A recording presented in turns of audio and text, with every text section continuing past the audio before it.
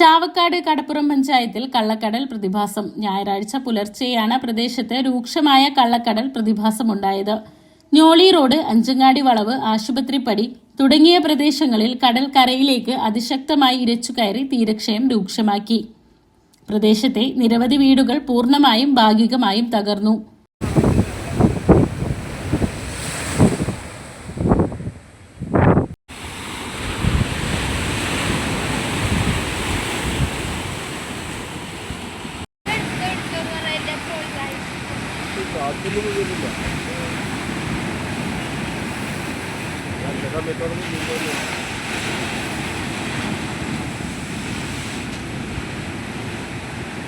ഞോളി road മേഖലയിൽ നിലവിൽ കടലും റോഡും തമ്മിൽ ഏകദേശം 5 മീറ്റർ മാത്രമാണ് അകലം.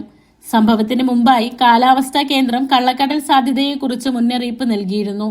എന്നാൽ തീരസംരക്ഷണ സംവിധാനങ്ങളുടെ അപര്യാപ്തത മൂലം നാശനഷ്ടം ഒഴിവാക്കാൻ കഴിഞ്ഞില്ലെന്ന് നാട്ടുകാർ ആരോപിച്ചു. കടപ്പുറം പഞ്ചായത്തിൽ കഴിഞ്ഞ 3 പതിറ്റാണ്ടായി ഏകദേശം 3 കിലോമീറ്റർ ദൂരത്തിലുള്ള കടൽഭിത്തി തകർന്ന നിലയിലാണ്.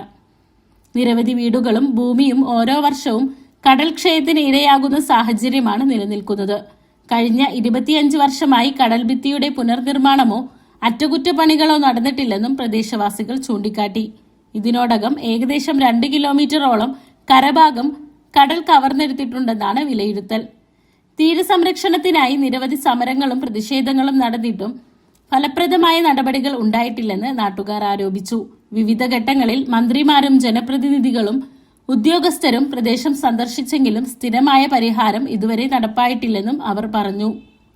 ചെറുപുലിമുട്ടുകൾ നിർമ്മിച്ച് ടെട്രോപോഡുകൾ ഉപയോഗിച്ച് ശക്തമായ കടൽഭിത്തി പുനർനിർമ്മിക്കണമെന്ന് തീരദേശ അവകാശ സമിതി പ്രസിഡന്റ് CBA ഫത്താഹും തീരദേശ സംരക്ഷണ സമിതി സെക്രട്ടറി ഷുഐബ് കടപ്പുറവും ആവശ്യപ്പെട്ടു.